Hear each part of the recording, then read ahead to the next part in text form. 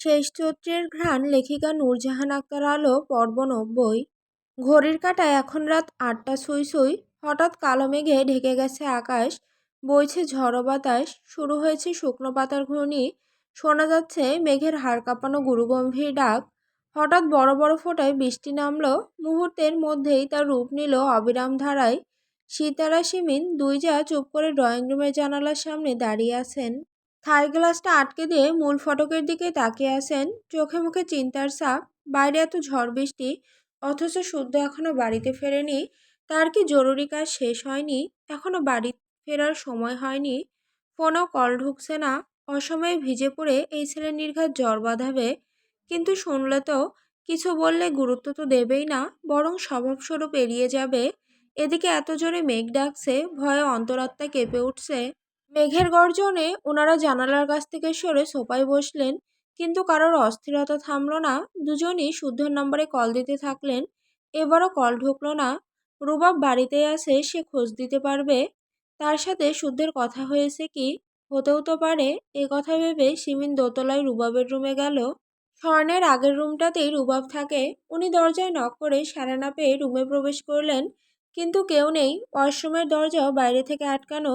এই ছেলে কোথায় গেছে? কখন বের হলো? এই ঝড় বৃষ্টির মধ্যে কেউ বের হয়?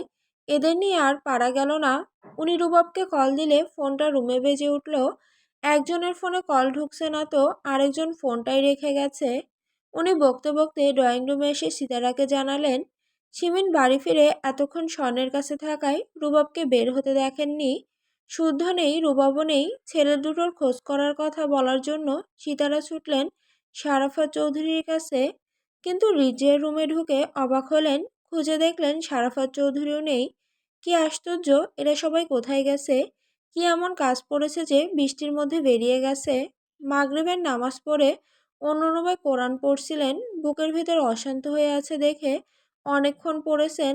আর পড়তে পড়তে কখন যে 8টা বেজে গেছে খেয়ালই করেননি। সেই মুহূর্তে ড্রয়িং রুমে কেউ না থাকায় কেউ যেতে দেখেননি। কিন্তু কিছু না বলে কোথায় গেছে? আবার কারো কিছু হলো না তো? বিপদ যেভাবে ঝেঁকে ধরেছে, ভয়ে ভয়ে থাকতে হয়। ওদিকে মেঘের তীব্র গর্জনে সাম্যসিজন সিরাতকে জাপটে ধরে আছে। মায়ের কোলে মুখ লুকিয়ে আছে বাচ্চা দুটো। না কোথাও যেতে দিচ্ছে না, আর না সঙ্গে যাচ্ছে। এদিকে ড্রয়িং রুমের জানালাটা কেউ লাগানো নাকি কে জানে। বাইরের অবস্থা দেখে উনি সাফওয়ান চৌধুরীকে বললেন, শুদ্ধ ফিরছে? না, কল ঢুকছে না। কোথায় গেল ছেলেটা? ওর মানসিক অবস্থা ভালো না। ওকে একা ছাড়া উচিত হয়নি সাম্যের বাবা। ও কি বারণ শোনার ছেলে? তাছাড়া ওর মনের অবস্থা ভালো না দেখে একা ছেড়েছিলাম। চিন্তা করো না, হয়তো বৃষ্টির কারণে আটকে গেছে। তাই হবে, তুমি এদের ধরো তো, আমি গিয়ে দেখি বড় ভাবি কি করছে। ভাবির শরীরও খুব একটা ভালো নেই। এদিকে স্বর্ণ বাড়িতে ফিরেই বমি টমি করে কাহিল হয়ে পড়েছে মেয়েটা। আল্লাহ কবে যে আমাদের দিকে মুখ তুলে তাকাবেন, কবে যে সব ঠিকঠাক হবে। জানো, আমার না আর ভালো লাগে না, আর সহ্য করতে পারি না এসব। ইচ্ছে করে হাউমাউ করে কাঁদি। ছেলে মেয়েগুলোকে দেখলে বুকটা ফেটে যায়। ড্রয়িং রুমে গিয়ে দাঁড়ালে চোখে ভাসে আগের কত শত কথা, স্মৃতি। ঝাপসা চোখে ভাসে শখ। এক কোণে বসে বই পড়ছে সায়ন। রুবাব কিছু নিয়ে হাসছে। শুদ্ধ চেলাকাট নিয়ে শীতলকে মারতে তেড়েছে। সাম্য সৃজন শাহাদাত ভাইয়ের সঙ্গে কোথাও যাওয়ার বায়না ধরেছে। কই সেসব দিন, কই সেসব মুহূর্ত, যখন একা একা বসে ভাবি আমার না মাথা কাজ করে না। আমাদের বাড়ির এমন দশা হবে কল্পনাতেও আনতে পারিনি কখনো। অথচ কথা বলতে বলতে কেঁদেই ফেললেন সিরাত। পুনরায় মেঘের গর্জনে কেঁপে উঠল চারিপাশ। সাম্য সৃজনকে সাফওয়ান চৌধুরীর কাছে রেখে দ্রুত পায়ে বের হলেন তিনি। ড্রয়িং রুমে সিতারা শিমিন স্বর্ণকে দেখে বুঝতে বাকি রইল না শুদ্ধ ফেরেনি। এদিকে বৃষ্টি বেড়েই চলেছে। উনি আরেকবার কল করলে কল ঢুকলো না। ছেলের চিন্তায় সিতারা কাঁদছেন। শুদ্ধ এখনো ফিরছে না, রুবাব নেই, সারাফাত চৌধুরীও নেই দেখে মনে হচ্ছে আবারও বিপদ হয়েছে। নয়তো সারাফাত চৌধুরী ওনাকে না বলে কোথায় যাবে? যেখানেই যাক, বৃষ্টি বাদলের দিনে না বলে যাওয়ার মানুষ তো উনি না। নাকি বৃষ্টি হচ্ছে দেখে ভাইয়ের কবরের কাছে ছুটে গেছেন? কেননা ভাইকে যখনই মনে পড়ে তখনই শাহাদাত চৌধুরী কবরের পাশে গিয়ে বসে থাকেন। একা একা কত কথা বলেন। মনটা বেশি খারাপ হলে একদৃষ্টিতে শুকনো মাটির দিকে তাকিয়ে থাকেন। আশেপাশে কোথাও আবার বজ্রপাত হওয়া মাত্রই বিদ্যুৎ চলে গেল। সঙ্গে সঙ্গে জেনারেটর চালু হয়ে চারদিক আলোয় ঝলমল করে উঠল। কিন্তু কারো দুশ্চিন্তা কমল না। এভাবে আরো কিছুক্ষণ কেটে গেল। ঘড়ির কাঁটাও টিকটিক করে এগোতে থাকলো। ওদিকে এত ঝড় বৃষ্টি, মেঘের ডাক উপেক্ষা করে সাম্যসিজন বাবাকে আঁকড়ে ধরে ঘুমিয়ে পড়েছে। বাবার হাতের দুটো আঙুল তাদের ছোট ছোট দুই হাতের মুঠোয়। পৃথিবী লণ্ডভণ্ড হয়ে গেলেও বাবা তাদের ফেলে যাবে না, কোনো ক্ষতি হতে দেবে না। এ ভরসায় তারা এই পরিস্থিতিতেও নিশ্চিন্তে ঘুমিয়ে পড়েছে। এর ঘণ্টাখানিক পর ধীরে ধীরে মেঘের গর্জন কমে এসেছে। ঘড়ির ঘণ্টার কাঁটা এখন 11-এর ঘরে স্থির। বৃষ্টির মাত্রা একটু কমেছে, তবে তিন যে এখনও ড্রয়িং রুমে বসে আছে। ঘুরে ফিরে ওই তিনজনকে কল করছে। তখন পরপর দুটো গাড়ি চৌধুরী নিবাসের মূল ফটক পেরিয়ে ভেতরে এসে থামলো। গাড়ির হর্ন শুনে তিন জায়ের কলিজায় যেন পানি এলো। তারা ফিরেছে ভেবেই সিমিন তখন রাগে গজগজ করতে করতে বললেন, আসুক বেয়াদব দুটো, কান টেনে যদি লম্বা না করেছি। মেয়ে জামাই হয়েছে বলে কি সাপের পাঁচ পা দেখেছে? যা মন চাইবে তাই করবে। রাস্তায় আটকে গেছে, কল করে একটু জানালে কি এমন ক্ষতি হতো? তা করবে কেন? দুশ্চিন্তায় রাখতে হবে না বাড়ির লোককে। উনি গজগজ করে দরজা খুলে রাখলেন আর সিরাজ জানালার কাছে দাঁড়ালেন। জানালা দিয়ে উঁকি মেরে দেখলেন পার্কিং লটের আগে দুটো গাড়ি থেমেছে। ধীরে ধীরে গাড়ির দরজা খুলে রুবাব নেমে সারাফাত চৌধুরীকে ধরে নামালো। তা দেখে এবার সিরাতের ভ্রুজোড়া কুঁচকে গেল। সারাফাত চৌধুরীর কি হলো? ওনাকে এমন লাগছে কেন? অসুস্থ হয়ে পড়েছে নাকি? তারা নামতে নামতে ভেজা শরীরে দুজনই আরেক দফা ভিজল। সিরাজ শুধু বিস্ময় নিয়ে তাকিয়ে রইল। কি হচ্ছে কিছু ওনার বোধগম্য হলো না। তখন তারা দরজা পেরিয়ে ড্রয়িং রুমে এসে দাঁড়াতেই সারাফাত চৌধুরীর পা জোড়া যেন অবশ হয়ে এলো। নিজের ভারসাম্য হারিয়ে উনি ধপ করে মেঝেতে বসে পড়লেন। চারিদিকে কেমন ঝাপসা হয়ে এলো। সিমিন, সিরাত, সিতারা বাঁকারা হয়ে তাকিয়েই রইলেন। কিছু বলার আগে কয়েক জোড়া পায়ের শব্দ ঘুরে সেদিকে তাকালেন। অর্ক, হাসান, কামরান, স্যান্ডি আর আজম মিলে স্ট্রেচারে কাউকে এনে রাখলো ড্রয়িং রুমের মাঝখানে। সাদা কাপড়ে ঢাকা কারো মুখ। বাকিরাও তখন ড্রয়িং রুমে উপস্থিত। হতভম্ব চোখে তাকিয়ে আছে মৃত মানুষটার দিকে। এ কে? কি হয়েছে? এখানে কেন? এই তিনটে প্রশ্নের উত্তর পেতে উৎসুক হয়ে রইলেন। সারাফাত চৌধুরী অঝরে কেঁদেই যাচ্ছেন। কণ্ঠস্বর ভেঙে গেছে। ভাঙা গলা দিয়ে কথা বের হচ্ছে না। তবুও নিজের মতো করে ভাঙা সুরে আওড়ালেন, এত রাগ ছিল আমার ওপর, এত অভিমান নিয়ে কেউ চলে যায়, আর কোনোদিন বাবা বলে ডাকবি না আমায়, আর রাগ দেখাবি না। একবার মাপ চাওয়ার সুযোগটুকুও দিলি না রে আব্বা। এই আফসোস কিভাবে ভুলবো আমি? কিভাবে নিজেকে সামাল দেব? এটুকু বলেই থামলেন। তারপর শুকনো ঢোক গিলে পুনরায় বললেন, রেগে একটা মেরেছি না হয়, বাবা হয়ে একটা মারতে পারিনি, শাসন করতে পারি না, তাই বলে এভাবে মুখ ফিরিয়ে নিবি, এভাবে চলে যাবি? ওনার কথা শুনে সীতারা চৌধুরী বিস্ফোরিত দৃষ্টিতে তাকিয়ে রইলেন। তবে কি এটা শুদ্ধ? শুদ্ধের সঙ্গেই তো ওনার মনোমালিন্য চলছে। হচ্ছেটা কি? আচ্ছা, এটা কি দুঃস্বপ্ন? উনি কি কোনো ঘোরের মধ্যে আছেন? শরীরে আঘাত করে বুঝলেন না, এটা দুঃস্বপ্নও নয়। তবে কি সত্যি? সত্যিই সত্যি ওনার বুক শূন্য হয়ে গেল, কোল শূন্য হয়ে গেল। অভিমান করেই ছেলেটা চলে গেল। সকালে যে বলল জরুরি কাজ আছে, ফিরতে দেরি হবে, কিন্তু একেবারেই যে হারিয়ে যাবে তা তো বলেনি। শুধু তো একটা ফাঁকিবাজ নয়, মিথ্যাবাদী নয়, সে তো কথা দিয়ে কথা রাখে। তাহলে? ধীরে ধীরে লাশের শরীরে ঢাকা সাদা কাপড়ের ওপর রক্ত ভেসে উঠেছে, বিশেষ করে মুখের অংশটুকু। ওনার কলিজার টুকরোর এই অবস্থা কেন? কি হয়েছে তার? পড়ে টরে গিয়েছিল? কোথায় কোথায় ব্যথা পেয়েছে? মুখে এত রক্ত কেন?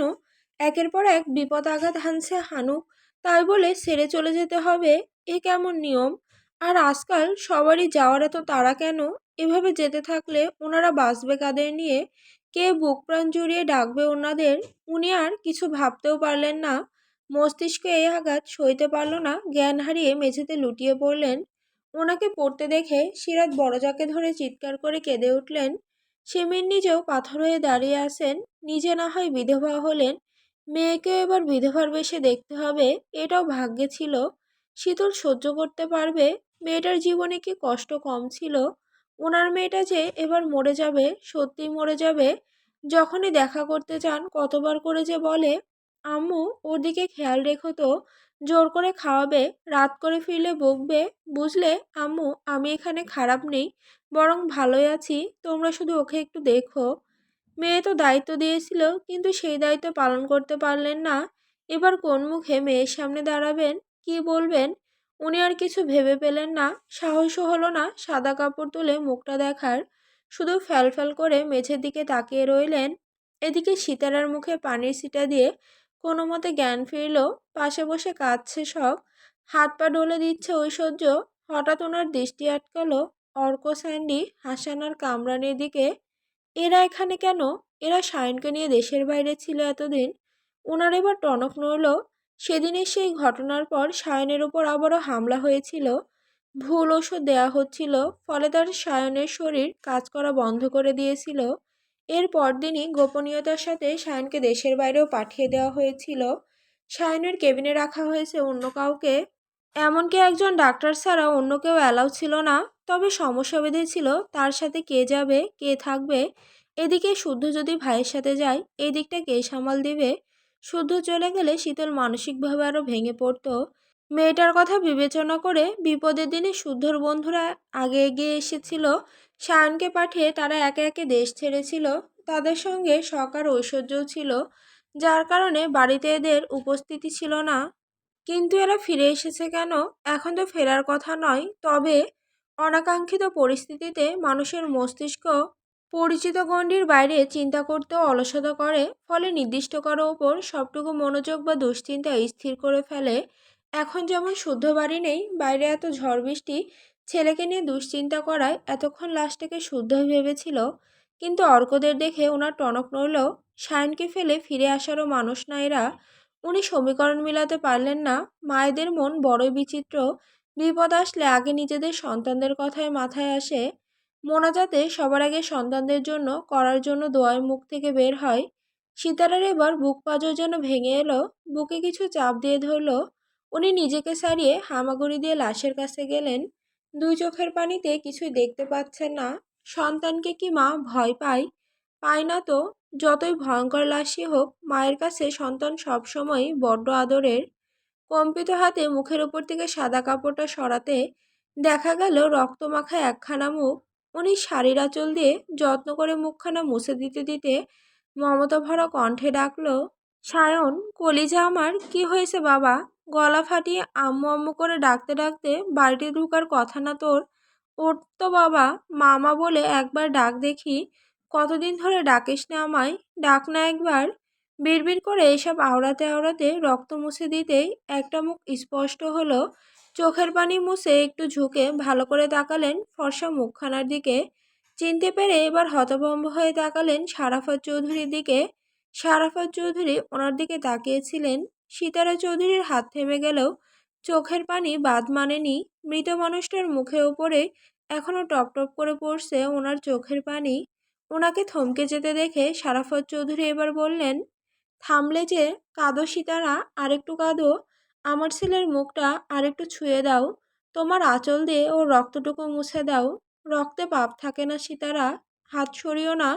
ওর কপালে আর একবার হাত রাখো।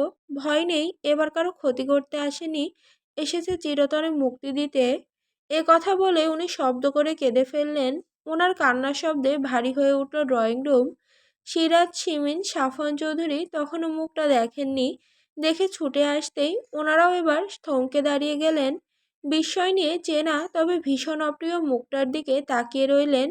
কারণ এখানে শুদ্ধ সায়ন নয়, শুয়ে আছে সারাফত চৌধুরীর আরেকটা অবাধ্য ছেলে, ইয়াসির খান।